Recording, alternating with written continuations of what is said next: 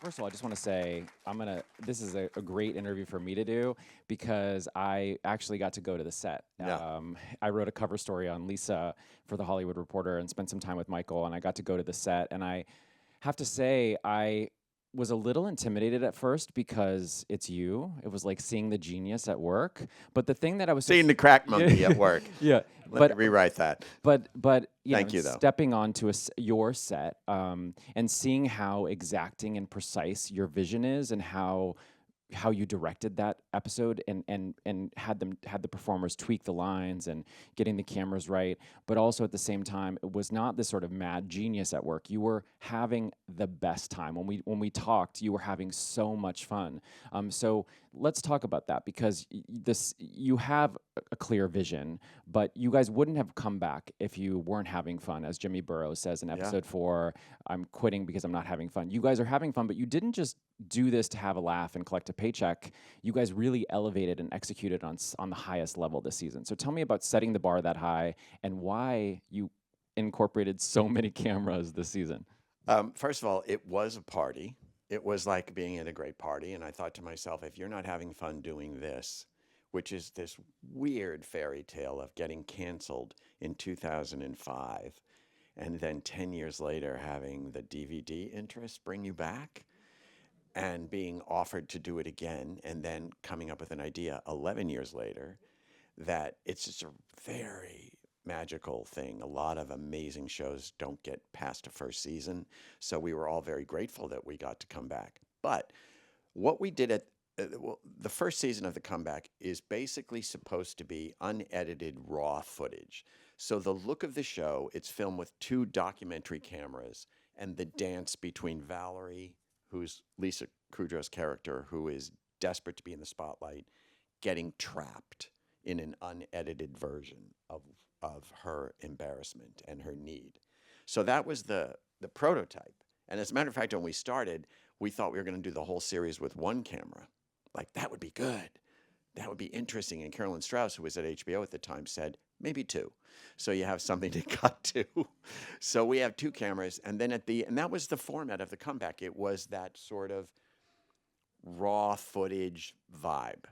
And then at the end of the second season, in the writing room, she had a moment where one of her characters, which is featured in the clips you're going to see talking about, got sick and went to the hospital. And the story was that Valerie left the Emmys to go because life became bigger than awards to her for the first time. And we thought, we can't really have a real scene if she's worried about these dock cameras.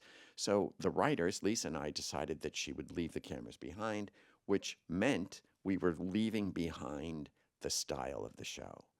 So she sort of walks away and into the real world, almost like Dorothy going from the black and white into the color in The Wizard of Oz. Like, it's a different vibe. And we didn't know we were doing a third season.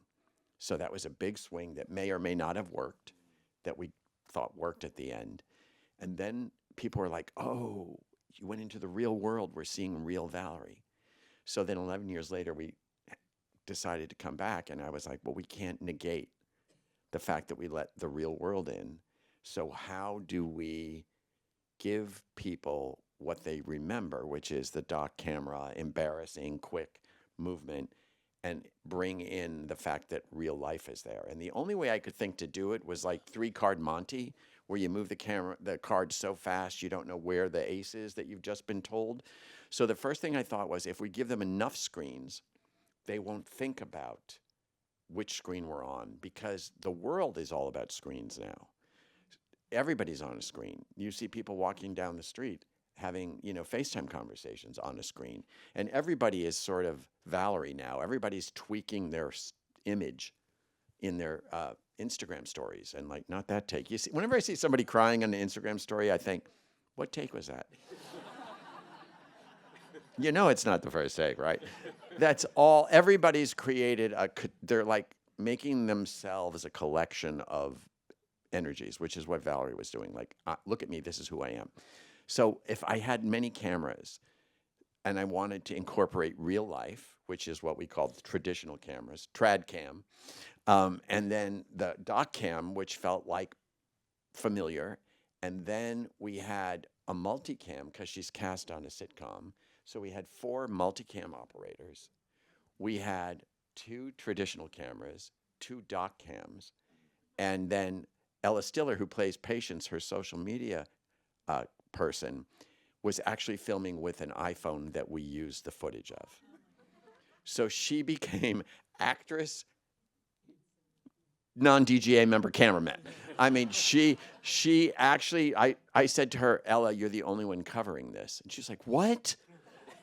And we actually, Ellie Smokin, who is our DP, created this device because, you know, whenever you see iPhone coverage in a show, it has the 2 black bars next to it. And I thought, but that means it's already playing somewhere. How can we make it feel like it's happening right now? So Ellie created this brace that she held that held the camera that you could still see her hands, but the aspect ratio was wider. So you could see the blurry thing, the focus thing, the other side blurry. So at one point, Christine, the camera tech, came up to me and said, 20 cameras so far, 20 cameras. And the fun of it was that everybody was acting all the time because it was those doc cameras were Mark and Carissa, who are our operators, were really like in a dance. Their job was to get Valerie, but then spill over and get reactions from people and come back. So come back again to her. So everybody was excited because in one of the scenes you're going to see is like everybody filming the multicam, and I told everybody, you could be in this at any moment. So none of the actors were bored. You know, you have to stay in there for hours. Suddenly they were acting. And the fun was to go over to them and say, see that woman over there? That's your manager. You're upset. Go. And then it all became a game. But it was really about creating. And then the other type of camera we used was security cameras in houses. Because every rich person's house I go into, you go past the laundry room and it's like 9 cameras shooting nothing. I go, oh, that's my favorite show. Your garage. That's my new favorite show. And I thought that's part of, we're all being observed all the time. So we introduced those 2 so that it also reflected the first season when we had a camera on the ceiling, which was for the reality show. But now you're seeing Valerie and her husband, Mark, in their condo like a maze. Yeah. And it kind's a little interactive because you're hearing them and you have to figure out which room they're in. So it was a blast as a director. It's a blast, but also I imagine a challenge too. So when you're directing that many people on set and that many cameras, I mean, first of all, it's such a joy to watch Lisa play to all of those. And so I want to ask you what it's like to direct her, but what is it like for you, and what's the challenge for you in directing that many people across that many cameras? The challenge and the gift is to trust. Trust that everybody that's doing a camera work is great and getting you something, because there's no way. We had like 8 monitors, but you can't see everything. And then when you get in the editing room, you're like, wow, look at what everybody did. So you can't micromanage. You can design a marching plan for everybody to be in the moment. And, you know, even the multicam operators knew what they were doing because they were filming a sitcom within a sitcom. So trust that you hire the right people and that everybody is doing their best. And everybody, when you tell them it's up to them, they show up. It's a really thrilling thing. And you feel like you're in a troupe rather than sitting in your chair barking at people, because there's no way you could cover all that. Oh, Yeah, we can clap for that. well, that's the best part of it, right? Yeah, and To let's. show up and work with other people is the best part of it.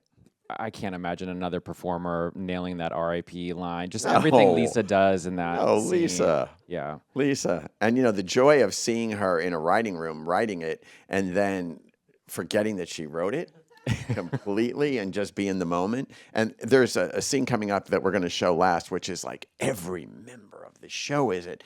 And Valerie's talking all the time. And Lisa would do 9 pages one time, and she's finally forgot where she was. And she said, how can I still be the only one talking? Like, shouldn't other people be talking?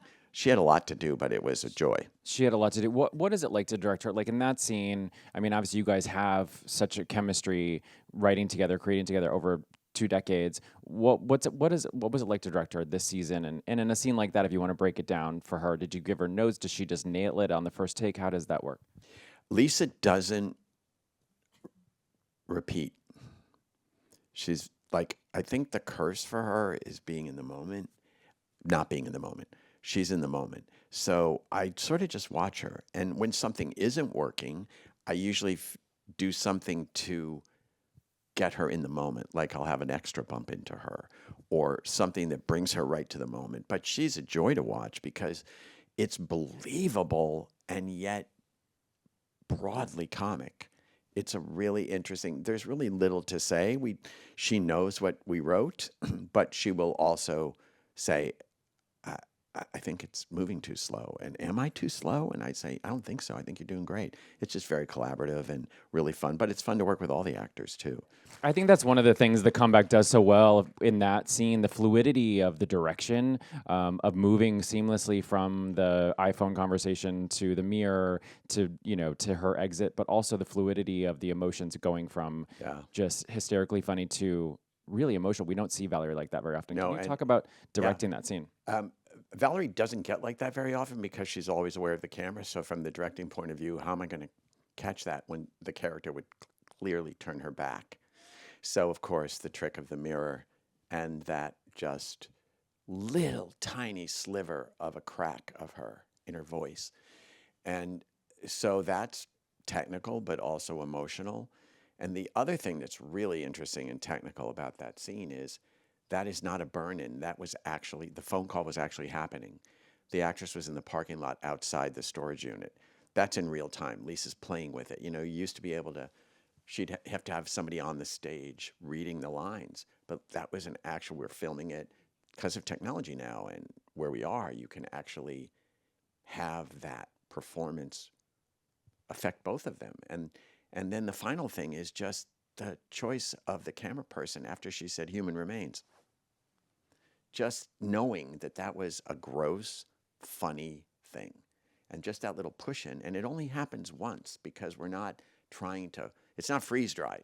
So when you're in the editing room, you're like, where's the thing where I saw that she pushed in?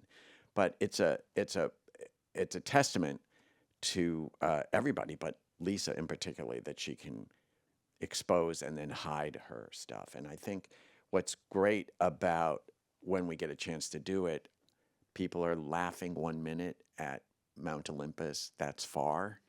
And then in the next second, something sneaks up on them about somebody dying during COVID. And it taps into whatever feelings we all had when somebody died and they couldn't be with them, specifically during COVID. Did you cry in real life for Robert Michael Morris? Yeah, the character they're talking about, Mickey, was my college theater teacher, professor. He wasn't even, he had retired. And we brought him out of retirement to play this part of this hairdresser. And I said, the good news is, Lisa and I have written you a part. The bad news is you have to audition for you. So he went to HBO and auditioned, and he was wonderful. And when he died, we knew he was in the last season, the second season. We knew he was sick. He had stage 4 cancer, but we thought we could do it. And HBO knew that he was sick, and they couldn't insure him. And they said, what do you think? And I said, I think he'll make it. And they said, okay. And then he got better and better and better and better. Like the more he was in service and feeling energy and strength, he became less and less sick. And the doctors were saying, what are you doing? The tumors aren't growing. What are you doing? And he was just being happy.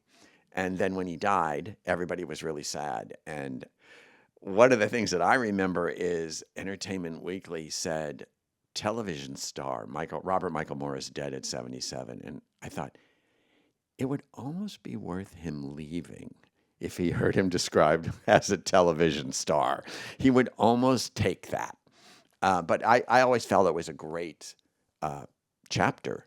And so it's sad that he died, but it's thrilling that he's still here and that this episode is somehow still plucking his energy and heartstrings. And people are really responding to that. Yeah. Let's keep the emotions going to the opposite end of the spectrum to Josh's tantrum, played by the great John Early, who stomps his feet in this scene because he's upset over some wardrobe choices. Yeah, I mean, one of the great things about writing characters about show business, there are so many types to pull from. And John Early plays the over emotional, very protective writer, sitcom writer. I know a couple.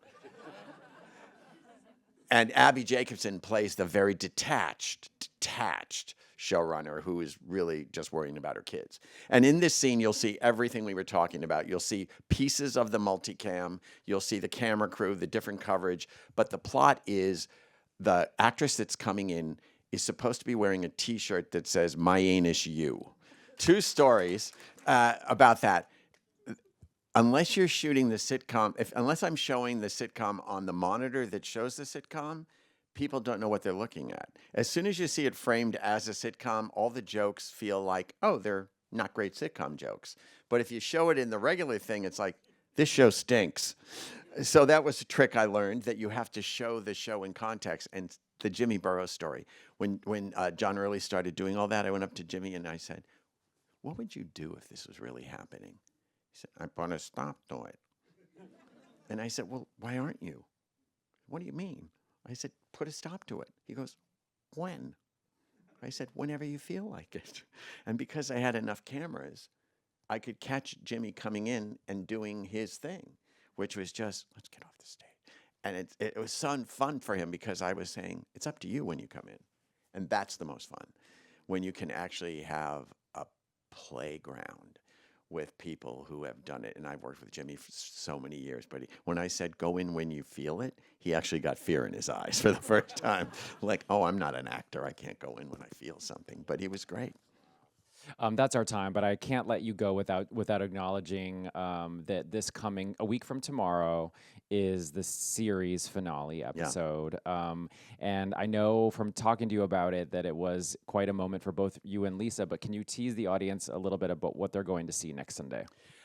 This is the end of the series. I know people say, oh, you'll say that and people will like it and you'll come back. No, because after getting canceled, it became our brand that we come back every 10 years. But we feel like there's something about the 3 that ends it. So what you're going to see is the end of this 21-year journey for this character, Valerie Cherish, who's been desperate for the spotlight, and what happens when she gets it. And it's got a couple of very big guest stars, and Lisa's phenomenal, I think. So thank you very much for the time. I really appreciate being here.